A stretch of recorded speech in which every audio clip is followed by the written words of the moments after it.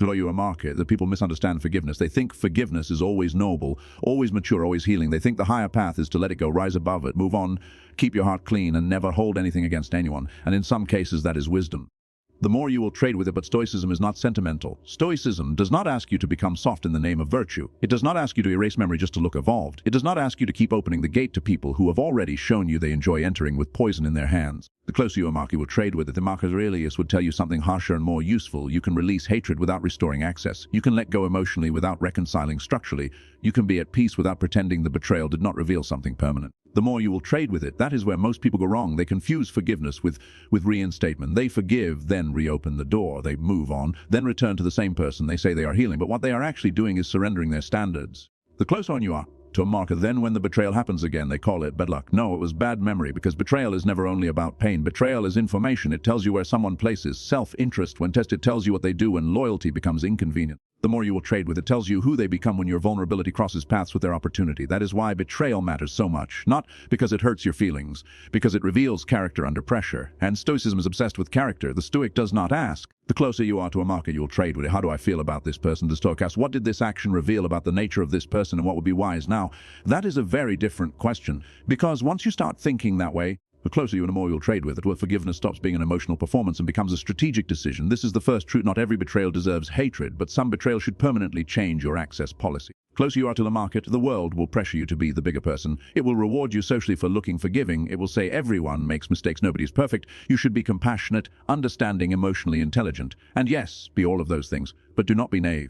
The more you will trade with it, because some acts are not random mistakes, they're exposures of structure. Personalized wants to avoid discomfort, you note it. A person abandons you under pressure, you note it more deeply. A person weaponizes your trust for their benefit, you are no longer dealing with a misunderstanding. The closer you are marker, you are dealing with a revelation, and revelations require memory. The Stoic is calm but not compassionate but not porous, peaceful, not available for repeat injury. That is why this topic matters, because some betrayals do not just wound you, they re-educate you. The more you will trade with it, they teach you how the person sees you. They teach you what your place is in their hierarchy of loyalty. They teach you that your value to them was conditional.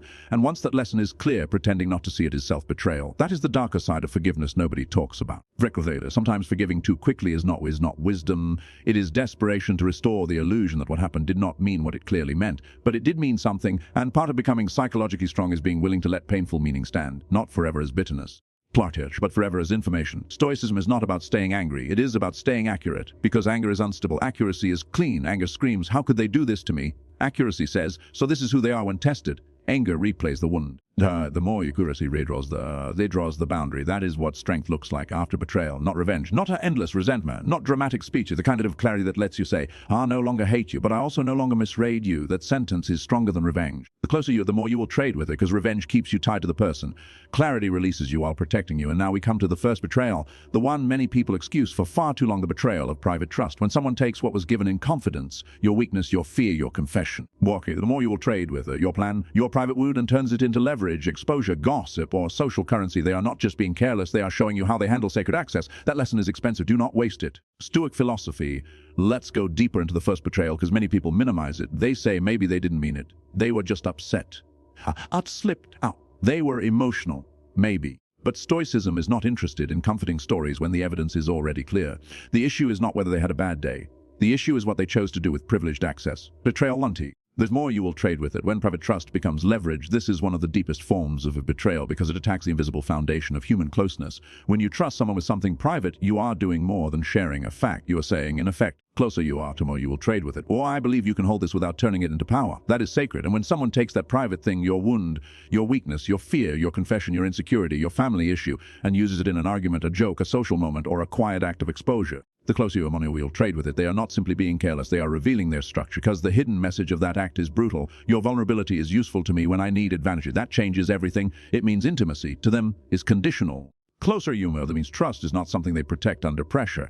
It means closeness can become a weapon the moment their ego feels threatened. That is not a small flaw. That is a dangerous pattern. Marcus Aurelius would not tell you to become consumed with hatred over this. The more you will trade with it, but he would tell you to remain transport. He would tell you to remain truthful about what has been shown, because truth matters more than emotional comfort. The truth is simple. A person who weaponizes your trust has disqualified themselves from that level of access, not because humans never fail. the more you will trade with it. But because this specific failure reveals what they do when a private door is opened, they exploit the door. You can be calm after that, you can be civil after that, you can even coexist after that, but you must not become stupid after that. Now let's move to the second betrayal. The more you will trade with it. And this one cuts differently because it does not attack your privacy. It attacks your place in someone's loyalty hierarchy. Betrayal tune, when someone abandons you the moment loyalty becomes expensive. This is the betrayal of convenience.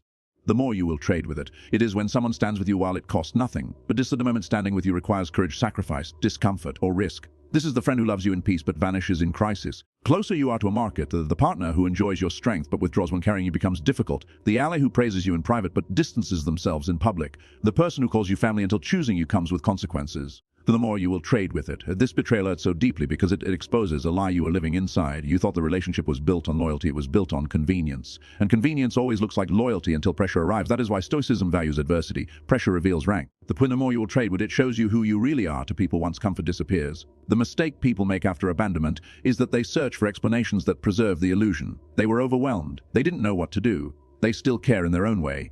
Maybe. The closer you are, the more you will trade with it. But that does not change the event. When the moment came, they chose comfort over courage. They chose self-protection over loyalty. They chose distance over cost. That choice is painful, Data, very painful. But still, Data, Machiavelli would understand this instantly. Many people are loyal only while the price of loyalty is low. The moment the cost rises, the real allegiance becomes visible. That is why betrayal through abandonment matters so much. The more you will trade with it, because it teaches you not only that the person failed you, if your suffering did not outweigh their fear, and that innocence dies. You no longer hear their promises the same way. You no longer interpret their affection the same way. You no longer confuse warmth with loyalty. The more you will trade with, again, Stoicism does not demand bitterness here. It demands memory. You do not need to hate them forever. You do not need to tell the story forever. You do not need to turn the wound into your personality.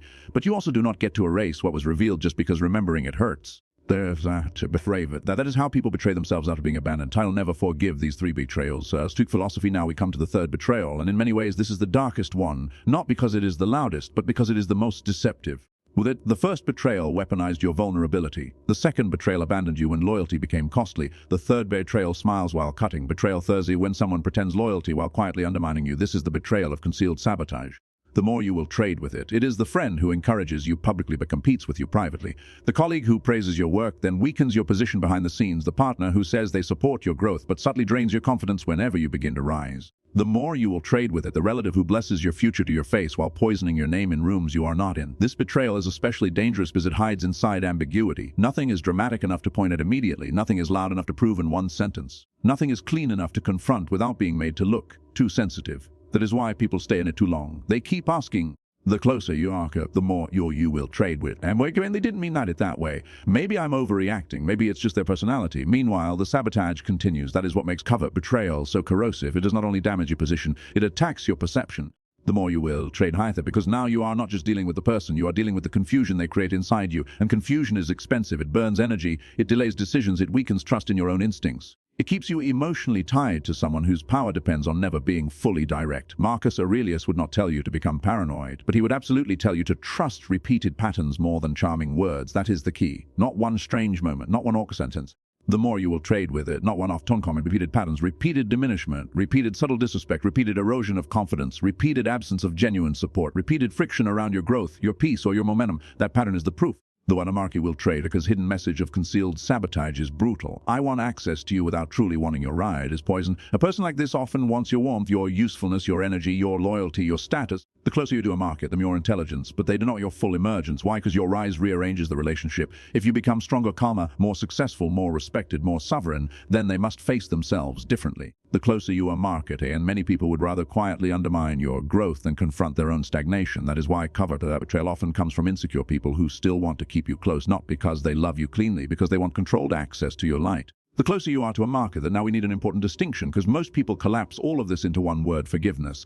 But there are actually three different things. One, forgiveness, this is internal. It means you release the poison of obsession, hatred, revenge, fantasy, and emotional fixation. Trade with it. You stop letting betrayal dominate your nervous system. This is good. This is clean. This is strength. Reconciliation. This is relational. It means closeness is rebuilt. Trust is rebuilt. Shared goodwill is rebuilt. This is not automatic. This must be earned. the more you will trade with it. 30. A restored access gets is structural. It means the person gets the same emotional, practical, private, or strategic access to you that they had before, and this is where people become foolish, because they forgive internally. The more you will trade with it, and then assume reconciliation and restore should naturally follow. No, a Stoic would never leap blindly. Why? Because forgiveness is about your peace. Reconciliation is about mutual repair. Access is about evidence. Someone can be forgiven without being trusted.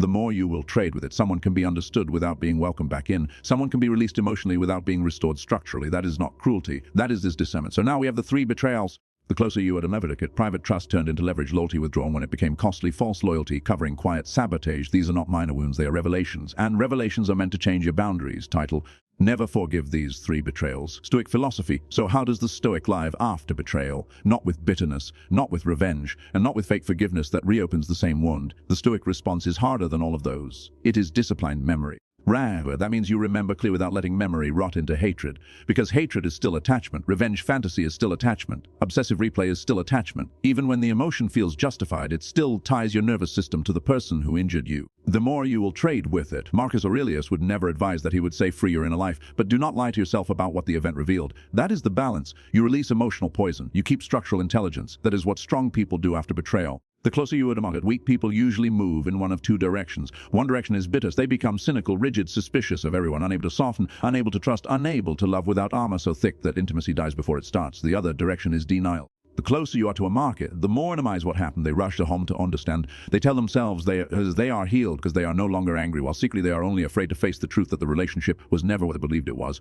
Both directions are weakness. Be the more you will trade with it. Bitterness lets betrayal poison the future. Denial lets betrayal repeat itself. The Stoic chooses a third path: clarity without corrosion. That is one of the highest funnest forms of strength available to a human being. To say, yes, I see what happened. Yes, it mattered. Yes, it revealed something real. The closer you are market that, and no, I will not carry this as hatred forever, but I also will not erase the lesson just to feel soft. That is not hardness. That is self-respect. Now, once betrayal has happened, the question people ask too quickly is, can this person ever be trusted again? The Stoic answer is not emotional. Change is not proven by tears, not proven by tears, not proven by regret, not proven by apologies, not proven by I didn't mean it, not proven by I was in a bad place, not proven by I'll never do it again. A change is proven by pattern interruption over time. The closer you are, the more you will trade with it. As I found it, a truly changed person does not only ask for forgiveness, they respect the slower pace of trust. They accept consequences without demanding instant restoration. They do not become angry that you are cautious. The closer you are to a market, they do not pressure you to make their guilt disappear quickly. They understand that they damage structure, not only emotion. That kind of humility is rare, and if it is absent, the answer is already clear. Now here is the final test. Betrayal should make you wiser.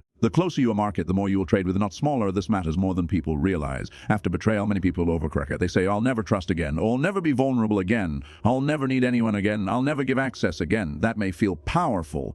Market, the more you will trade with it. But often it's just pain trying to disguise itself as philosophy. Stoicism is not anti-trust. It is anti-delusion. It does not tell you to close your heart forever. It tells you to stop giving sacred access to untested people. It tells you to respect evidence. The more you trade with it tells you to watch what people do when loyalty costs them something. That is the correction. You become more precise, not more dead, more discerning, not more shut down, more selective, not more cold, because the goal is not to become untouchable by becoming empty. The closer you enter a market, the more to remain human than we thought becoming foolish. So here is the final print thing, the one that resolves everything. Forgive internally. Judge structurally. Forgive internally so hatred does not live in your body. Judge structurally so foolishness does not re-enter your life. The more you will trade with it, this single principle protects both your peace and your boundaries. It allows your heart to remain clean without forcing your standards to become weak. It allows you to move on without pretending access should return. The closer you are to it, it allows you to stay compassionate without becoming available for repeat injury. That is wisdom after betrayal. Not saying it's okay when it wasn't. Not saying I trust you when the evidence says otherwise. I'm over it.